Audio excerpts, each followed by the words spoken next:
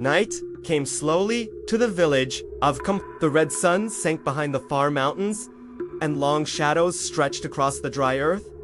Goats stopped bleating. Birds folded their wings. Even the wind moved softly, as if it feared to wake something sleeping beneath the soil. In the center of the village stood the great drum. It was older than any elder, older than the tallest baobab tree. Its skin was dark, like storm clouds, and its wooden body was carved with shapes of lions, spirits, and dancing flames. The people said the drum was not made by human hands. They said it was a gift from the ancestors who lived in the sky before the first river was born. Every night, when the moon rose, the drum beat by itself.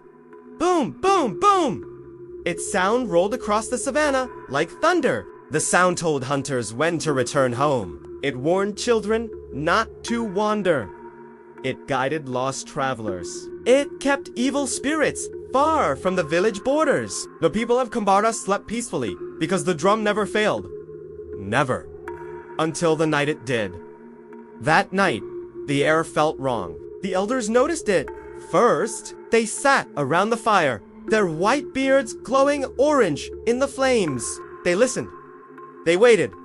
No drum, only silence. One elder lifted his head slowly. His name was Dagon, the oldest man alive. His voice was dry like leaves when he spoke. The drum is quiet. The others stiffened. They listened again. Nothing. No boom. No echo. No spirit sound. Only the whisper of grass. A cold wind slid through the village. It touched the fire and made it shiver. Children woke from sleep and clung to their mothers. Dogs began to whine. Even the stars seemed dimmer, hiding behind thin clouds. The drum has never stopped, a woman whispered. Not in rain. Not in drought. Not even during the War of Red Spears, said a warrior. The elders stood together. Their shadows joined into one long shape on the ground. This is not silence, Dagon said slowly. This is a warning. At the edge of the village stood a boy named Sefu. He was not a warrior, not a hunter, not a chief's son. He was only a wood gatherer, thin and quiet, with eyes that listened more than his ears. People often forgot he was there, but Sefu heard things others did not. And tonight he heard breathing, not human breathing, deep, slow, like something large sleeping under the earth. Sifi's fingers tightened around his bundle of sticks. He looked toward the great drum. The moonlight touched its surface, pale and cold. For the first time in his life, it looked dead. Suddenly, crack! A sound came from the forest.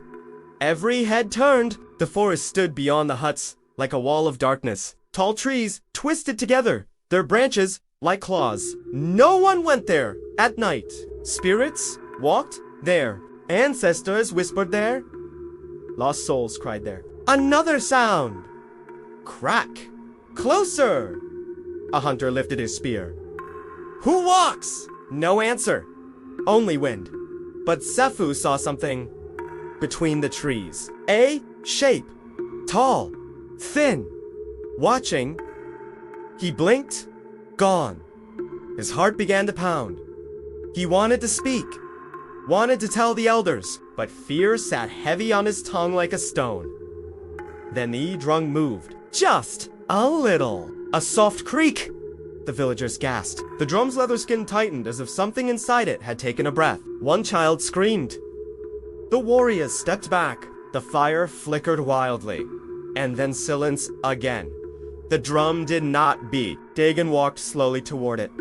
Each step sounded loud in the still night. Dust rose around his feet. His shadow climbed the drum's body like a climbing snake. He raised his hand, touched it the moment his fingers brushed. The drum he jerked back with a cry. It is cold. Murmurs spread. Cold? The spirit drum cannot be cold. It is always warm with ancestor breath. Dagon's hands trembled. Something has entered it. The wind rose suddenly. It rushed through the huts, rattled baskets, shook doors. The fire bent low, as if bowing to an unseen king. Far away in the forest, Drumbeat answered. Boom! But it did not come from the village drum. It came from deep inside the forest. Boom! Low! Slow! Alive! The villagers froze. Boom! Again! Not their drum. Another drum! Calling? The sound crawled across the ground like a snake. It slipped into ears. It slid into bones. Some villagers covered their heads. One woman fainted. A baby began to cry without stopping. Sefu felt the sound inside his chest. It was not just noise. It was a voice. Calling someone. Calling! Him! His breath shook. His feet moved back without his will. His eyes stayed locked on the dark forest. Boom! The hidden drum spoke again. And this time Sefu understood the message. Come! A cold hand of fear closed around his heart because he knew one thing with terrible certainty. The spirit in the forest was calling his name. The word did not enter Sefu's ears. It entered his bones. Come! The hidden drum spoke again from deep inside the forest. Boom! The sound was low and heavy. It rolled through the night like distant thunder, trapped under the earth. The villagers trembled. Some fell to their knees. Others covered their ears. But Sefu did not move. He could not. His feet felt tied to the soil. His chest rose and fell quickly. His eyes stared into the forest darkness where the sound was born. Boom! The call pulled him. Not like a rope, like a memory, as if he had once belonged to that sound long ago, before he was born. Sefu! The voice came from behind him. Soft. Old. He turned. Elder Dagon stood there, leaning on his staff. Firelight danced across his wrinkled face. His white eyes studied the boy carefully, as if looking through skin and into spirit. You hear it, Dagon said. It was not a question. Sefu swallowed. Yes! The elder nodded slowly, as if he had expected this answer all along. Around them! Villagers whispered in fear. Mothers pulled children close. Warriors formed a tight circle, spears facing the forest. Boom! The forest drum answered again. This time, the ground trembled slightly. A woman cried out, The spirits are waking! The ancestors are angry! Another said.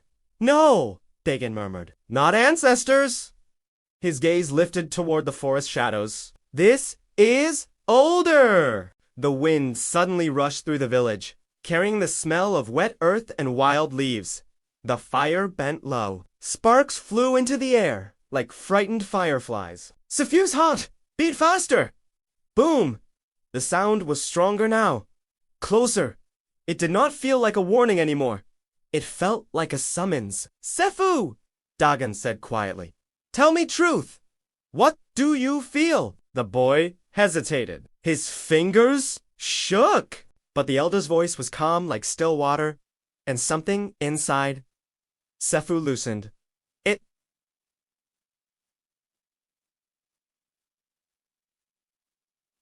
wants me, he whispered. The elder closed his eyes. Several villagers gasped. A warrior stepped forward. Then, we must protect him. Whatever spirit calls him is evil. But Dagon lifted his hand. No spear can fight what lives beyond the veil. The warrior lowered his weapon. Uneasy, the forest answered again. Boom! This time, the sound carried a whisper inside it. A breath? A voice too deep to belong to a human throat. The goats began to cry. Chickens flapped wildly. Even the village dogs tucked their tails and crawled under huts. Fear spread like smoke. Dagon turned to Sefu again. When did the drum first speak to you? Sefu blinked. I do not know. Think. The boy closed his eyes. The night sounds faded. The villagers' whispers faded. Even the wind faded. He searched his memory. And then, I remember, he said slowly. When I was small, before my mother died." His voice trembled. "I heard drums in my dreams. Not our drum. Another one. Far away. It sang to me." The elder's face grew grave. "The chosen always hear it in childhood," he said. The villagers stared. "Chosen," someone whispered. But before Dagon could answer their great drum in the center of the village cracked. Not loudly, softly, like bone splitting. Everyone froze. A thin line appeared across the drum's ancient skin. Another crack followed. Then another. The carvings of lions and spirits seemed to twist in the moonlight. A faint dark mist began to seep from the cracks, sliding down the drum's side like black water. Children screamed. The warriors backed away. "The drum is dying," a woman cried. "No," Dagon said hoarsely. "It is being emptied." Boom! The forest drum answered again, louder than before. And now there was no doubt. It was closer! The trees at the edge of the village began to sway, though no wind touched them. Leaves shivered. Branches bent. Shadows moved where nothing walked. Sefu's chest tightened. He heard the voice again. "Clearer? Come!" Child of silence. His breath caught. It knew him. It knew his name inside his soul. The boy took one step toward the forest. A hand grabbed his shoulder. No, it was Dagon. The elder's grip was weak but firm. "Do not go unless you choose. Spirits may call, but a human must answer." Boom! The call came again. Louder. Closer.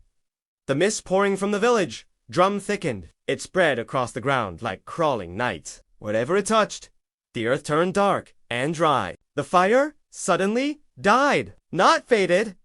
Died. Darkness swallowed the village. Only moonlight remained, and in that pale light something moved between the trees.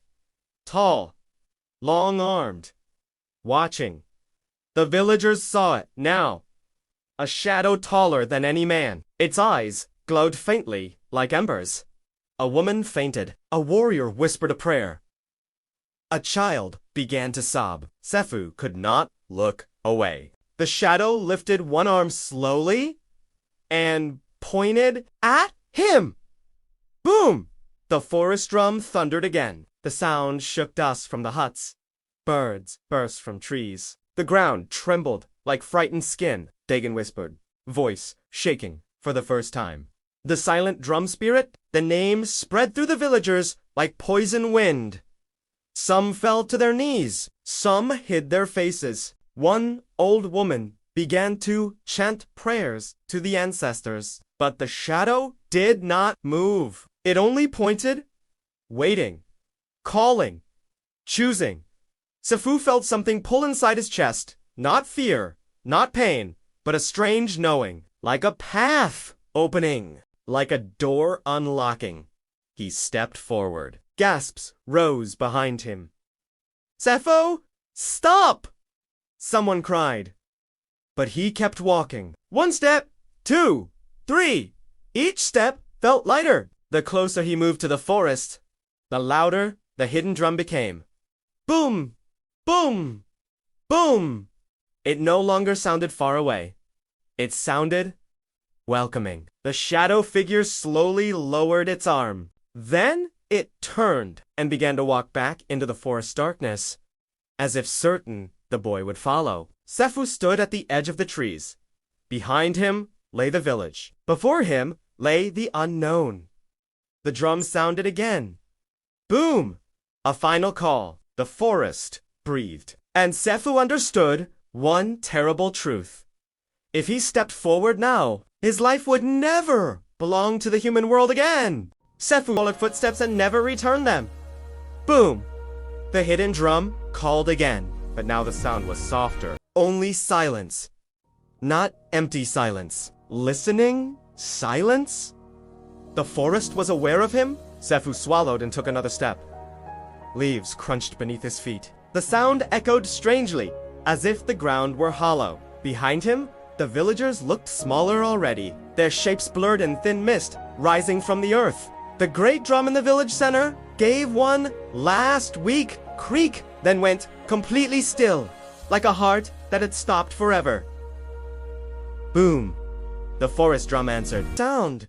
Not quite words, not quite song. Listening closely, Sefu realized it was chanting. Low voices. Many voices. Whispering from beneath the soil. He froze. Many voices. Whispering from beneath the soil. He froze. The ground! The voices were inside the ground. His skin prickled. Ancestors, he whispered. The whispers grew louder. Not angry. Not kind. Waiting. Testing. Judging. The boy forced himself forward again. Each step felt heavier now, as if the earth wished to hold him in place. His legs trembled, but he did not stop, because the drum kept calling. Boom! Boom! Boom! Soon, the trees opened. Sefu stepped into a wide clearing, and his breath vanished. In the center stood a drum, not like the village drum. This one was enormous, taller than 3 men standing on each other's shoulders. Its skin was pale gray, stretched tight like storm clouds before lightning. Its body was carved from black wood that seemed to drink the moonlight instead of reflecting it. Symbols covered it. Old symbols. Spirits. Skulls. Stars. Serpents. Eyes. The air around it shimmered like heat rising from desert sand. Sepho felt his knees weaken. This, he whispered, is the real drum. Boom. The sound did not come from inside it. It came from behind it. Slowly, something stepped into view. The shadow he had seen before. Now he saw it clearly. It was tall and thin. Its limbs long like tree branches. Its body looked made of smoke and night mist. Its face had no skin, only darkness, shaped like a face. 2 dim lights burned where eyes should be. The silent drum spirit. Sefu could not breathe. The spirit stopped before him. It did not attack. It did not shout. It simply watched. The air grew heavy. The boy felt pressure in his ears, like deep water pushing inward. His heartbeat thundered. The spirit tilted its head slowly. Then it spoke, not with a mouth, inside his mind. Child who hears silence, do you know why? You were called? Sifu's lips trembled. No! The spirit lifted one long arm and pointed toward the giant drum. That drum once guarded the border between worlds. The air vibrated with each word. It beat so spirits could not cross, and humans could sleep. Sifu's stomach tightened. The spirit continued, but humans forgot the old promises. The forest darkened. They stopped listening. The ground trembled. They stopped honoring. The drum behind the spirit gave a low groan. They stopped believing. Boom! The sound shook the clearing. Sefu flinched. The spirit's glowing eyes burned brighter. So the drum fell silent. The boy's throat went dry. Can it be fixed? The spirit leaned closer. Cold filled the air between them. Yes! Hope flickered in Sefu's chest. How? The spirit raised its arm again. This time it pointed at him with a living heart. Sefu's blood turned cold. The meaning struck him slowly. You? Mean? The spirit did not blink. The drum must be awakened by a soul willing to become its voice. The clearing seemed to tilt. The forest whispered louder beneath the soil. The boy staggered back one step. You want me? The spirit's answer was calm. You were born hearing what others cannot. You were born already halfway between worlds. Sophie's chest tightened painfully. If I say no, the spirit did not move. Then the drum will remain silent. The wind stopped. Even the insects were quiet. And when the drum stays silent, the glowing eyes dimmed. The gate between worlds opens. The forest behind them groaned. Somewhere far away something howled. Not animal, not human. Something older. Sefu felt fear crawl up his spine. What happens if the gate opens? He whispered. The spirit's voice dropped into a deep echo. Then, what lives in darkness will walk in sunlight. Silence fell. Heavy. Breathing. Waiting. Sefu looked at the giant drum. Then, at the spirit. Then, at his own shaking hands. And he understood the forest had not called him to listen. It had called him to choose. The clearing held its breath. Even the moon seemed to pause above the trees, its pale light frozen on the giant drum. The symbols carved into its dark wood shimmered faintly, like old memories waking from sleep. Sefu could not move. The spirit's words still echoed inside his skull. The drum must be awakened by a soul willing to become its voice. His chest rose slowly, fell slowly. His heart pounded like footsteps running toward a cliff. I do not understand, he whispered. The silent drum spirit tilted its long head. Mist curled from its shoulders and drifted across the ground like crawling smoke. Then listen. The forest obeyed. The trees leaned inward. The earth stilled. The whispers beneath the soil faded into silence. The spirit lifted one arm and touched the giant drum. The moment its fingers brushed the surface, the air changed. The clearing darkened. And Sefu saw, not with his eyes, with his mind. He saw the past, long ago, before his village existed, before huts, before fires, before names. The land had been wild and restless. Spirits walked freely between worlds. Some were kind, some were cruel, some were older than mountains. They moved through villages like wind, through grass, unseen but powerful. Humans were afraid. They prayed. They begged the ancestors for protection, and the ancestors answered. From sky and earth, together, they formed the first drum. Not carved, not built, born.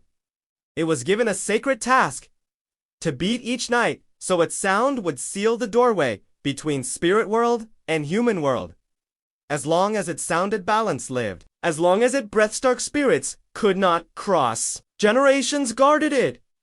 They sang to it, thanked it, fed it sacred oils and moonlit prayers. The drum loved them. It beat proudly for them. But time passed. People changed. They began to forget. They danced for pleasure, not honor. They used the drum for festivals instead of protection. They argued near it, lied near it, even mocked the old ways. The drum grew tired. Its beat slowed. Its voice weakened, and one night it stopped. Sefu gasped and fell to his knees. The vision vanished. The clearing returned. The spirit watched him silently. So, the drum is angry, Sefu said weakly. Not angry? The spirit's voice was softer now. Abandon! The word pierced deeper than fear. Sefu lowered his head. He remembered the villagers laughing near their drum. Children climbing it. Men beating it for sport. He, himself, had once tapped its side, just to hear the sound echo. Shame filled his chest. What must I do? He asked. The spirit pointed again to the giant drum. To awaken it. A human must offer what the ancestors once gave. Sefu's throat tightened. My life. The spirit did not answer quickly. Wind circled them once. Leaves rustled. Far away, thunder murmured. Finally, not your death. Hope flickered. Your forever. The hope died. Siphia's hands trembled. I don't understand. The spirit stepped closer. Its presence made the air cold and heavy. If you awaken the drum, your voice will become its voice. Sefu's breath shook. Your heartbeats will become its beats. His eyes widened. Your spirit will remain here, guarding the gate, until another soul takes your place. Silence. The truth settled slowly. Heavy, permanent. You mean, his voice cracked, I would never return? The spirit's glowing eyes dimmed. You would return only as sound. The forest seemed to lean closer, listening for his answer. Sifu's mind raced. His village, the huts, the warm fires, the smell of roasted grain, the laughter of children. Elder Dagon's kind eyes. He would never see them again. Never walk the riverbank. Never feel morning sun on his skin. Never grow old.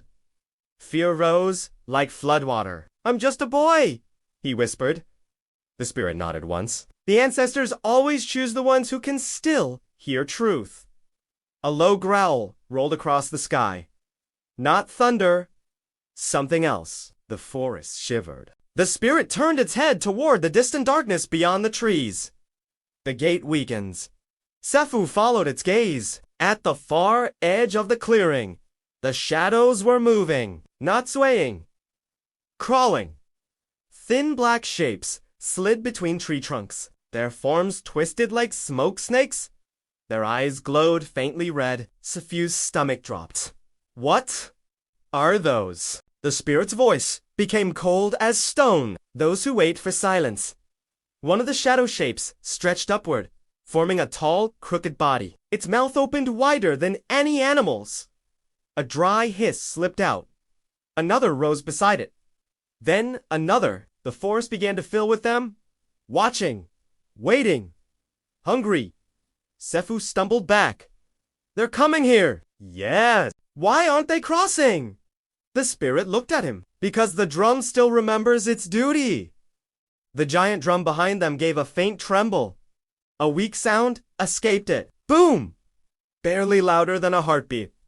The shadows shrank slightly, but then the sound faded. The creatures crept closer again. The spirit spoke quietly. It cannot hold them much longer. Sifu's chest tightened painfully. If they cross, he could not finish. The spirit did. Your village will be first. The boy's legs nearly gave out. Images filled his mind, children running, huts burning. Screams. Dark shapes moving through firelight.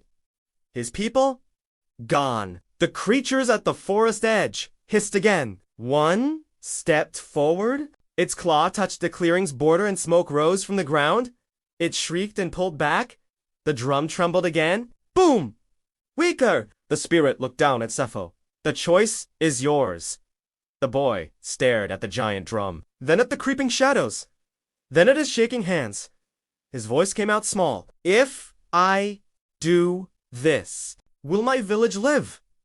Yes. Will the spirits stay away? Yes. He swallowed hard. And the drum. Will it sing again? For the first time, the spirit's voice carried warmth. It will sing through you.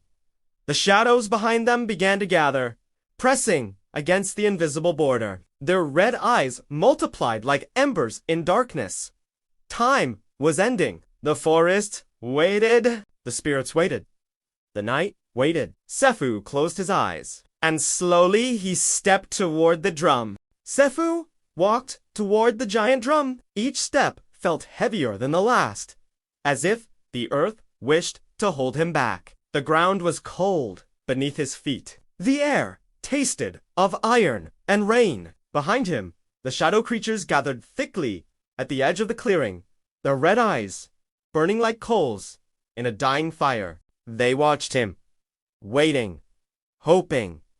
The silent drum spirit stood still, its tall shape rising like smoke against the pale moon. It did not guide him. It did not touch him. This path had to be walked alone.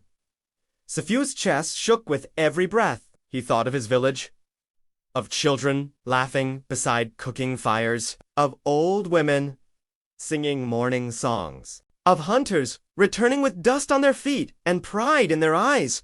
He thought of Elder Dagon's gentle voice. He thought of the warm sun on his face at dawn. His throat tightened. I am afraid, he whispered. The spirit answered softly, courage is not the absence of fear. It is the choice made while fear is watching. Sefu nodded slowly. He stopped before the drum. Up close, it was even larger. Its surface stretched wide like the night sky. The carvings along its sides seemed alive now, their shapes shifting faintly in the moonlight. Lions breathing, serpents coiling, spirits turning their heads to look at him. The drum was waiting, not demanding. Waiting. Sefu lifted his shaking hand. He hesitated. Behind him, a creature shrieked. One of the shadow beings had pushed its arm past the invisible border. The air around its limbs smoked and sizzled, but it forced itself forward, stretching toward the clearing like a starving animal reaching for food. Another followed. Then another. The barrier was weakening. The drum trembled weakly. Boom! Barely a sound. The creatures hissed louder. Sefu closed his eyes. If I do this, he said quietly, promise me they will never hurt my people. The spirit placed one long hand over where its heart would be. By the law of the ancestors, I swear! Sefu inhaled slowly. Then he pressed his palm against the drum. The world exploded with sound. Boom! The beat did not come from the drum. It came from him. Light burst behind his eyes.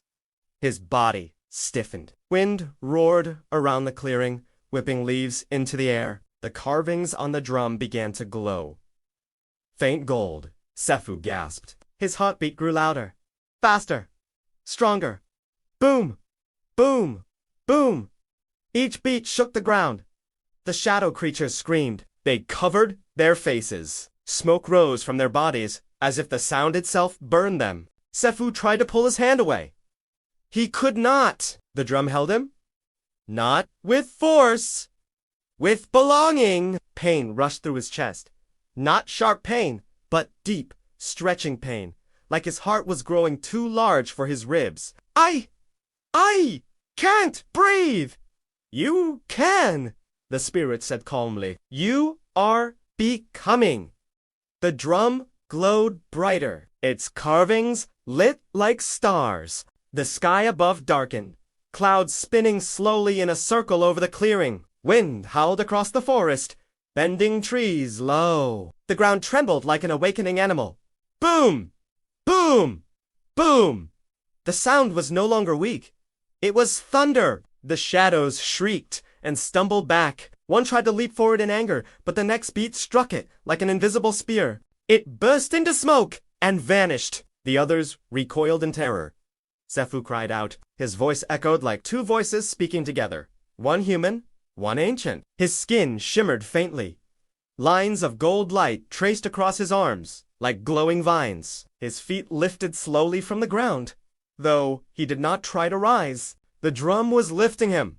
The spirit watched silently. Pride shone faintly in its ember eyes. Sefu felt something loosening inside him. Not flesh, not bone, something deeper. His memories flashed his mother's smile. The smell of rain on dry soil. The sound of laughter near the river. The warmth of sunlight. Tears slid from his eyes. I don't want to forget, he whispered. You will not forget, the spirit said gently. You will remember forever. The drum pulsed. Boom! The forest shook. Animals cried out in distant valleys. Birds burst from treetops miles away. The very mountains seemed to listen. The shadow creatures began to flee. They shrank, twisted, and slid backward into the darkness beyond the trees. Their red eyes faded one by one like dying embers. Boom! Another vanished. Boom! Another screamed and dissolved into smoke. Boom! Silence swallowed them. The gate was closing, but Sefu's body was fading. His legs had become light, transparent. Golden dust drifted from his skin like glowing ash. He looked down in wonder. I'm disappearing! You are changing! The spirit! His voice trembled. Will it hurt? The spirit stepped closer and placed a cool hand on his shoulder, only for a moment. The drum beat again. Boom! Pain surged once through his chest. Sharp, bright, blazing. Then peace. Warm, endless. Sefu felt himself spreading outward, like ripples across water. He no longer felt his feet, his hands, his breath. He felt only sound. Deep, strong, alive. Boom! The drum answered. For the first time in many generations, it was awake. Light burst from its carvings, shooting into the sky like golden lightning. The clouds above split open, and moonlight poured down like a blessing. The forest bowed. The wind stilled. The spirit lowered its head in respect. Where the boy had stood, there was now only the drum, glowing, breathing, alive. Boom! Its voice rolled across the land, across hills, across rivers, across sleeping plains, far away in the village of Kambara. The people gasped as the sound reached them. The great drum in their village, the empty one, suddenly cracked apart and crumbled into dust. They fell to their knees because they understood the guardian had changed. And somewhere deep in the forest, a boy's heart was beating for them all. Far across the dark savannah, the sound rolled. Boom. It crossed dry plains where tall grass whispered secrets to the wind. Boom. It passed over rivers where crocodiles floated like silent stones. Boom. It climbed mountains where eagles slept on cold cliffs. And at last, it reached the village of The people heard it and froze. Children stopped crying. Warriors lowered their spears. Old women lifted their heads slowly. The sound was deep, strong, alive, not like before. This beat was fuller, warmer. It carried something inside it, not just power, not just magic, but heart. Elder Dagon stepped forward into the center of the village, his old hands trembling. The moonlight rested softly on his white hair. Tears filled his ancient eyes as the sound washed over him. He whispered, voice shaking, "It lives again." The villagers listened. Boom! The beat spread through their bones like warmth spreading through cold hands. Fear that had wrapped around their chests all night slowly loosened its grip. A child spoke softly. "The drum sounds happy." A mother knelt and touched the ground. "No evil walks tonight." The warriors looked toward the forest edge. The shadows, they were normal again? Only trees? Only leaves? Only wind? No red eyes? No crawling darkness. The danger was gone. But Dagon did not smile. He closed his eyes. Because he knew the truth. The drum was alive. But a boy was gone. He lifted his face toward the forest and spoke gently, as if speaking to someone standing just beyond sight. "You chose courage when even elders would tremble. Your name will live longer than mountains, child." The wind stirred, and faintly, very faintly, the drum answered. Boom! Not loud, not wild, soft, like a heartbeat, answering a voice it loved. The elder's lips trembled. "He hears us," Dagon whispered. The villagers slowly knelt, one by one, until the whole village bowed toward the forest. No one ordered them. No chief commanded it. Their spirits simply knew. That night became sacred. No one spoke loudly. No one laughed. No one argued. They sat in silence and listened to the drum's steady voice rolling through the darkness. Boom! It was not frightening anymore. It was watchful, protective, alive. Deep in the forest clearing, the silent drum spirit stood beside the great drum. The carvings along its body glowed gently now, not blazing like before. The symbols of lions, serpents, stars, and spirits shimmered like quiet fireflies resting on wood. The spirit placed its long hand against the drum's side. "You have awakened well," it said softly. The drum answered. Boom! The sound carried gratitude. Inside that sound, hidden where only spirits could hear, a boy's voice whispered. Not in words, in feeling? Peace! The spirit nodded. "You feared losing yourself," it said, "but you did not vanish. You became larger than fear." The drum pulsed again, calm and steady. Boom. The forest listened. Leaves swayed gently. Owls blinked slowly. Even the stones seemed to rest easier. Far beyond the clearing, at the border between worlds, a thin crack in the air slowly sealed shut like healing skin. The last traces of crawling darkness dissolved into nothing. The gate was closed.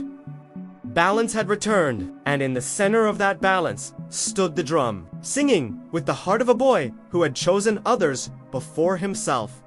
Years passed. Seasons turned. Rain came and left. Children grew into hunters. Hunters grew into elders. And every night, the drum beat. Always steady, always strong. Travelers crossing the plains would sometimes stop and listen to the distant thunder. "What storm is that?" they would ask. And the elders of Kambara would smile softly and answer, "That is no storm. That is our guardian."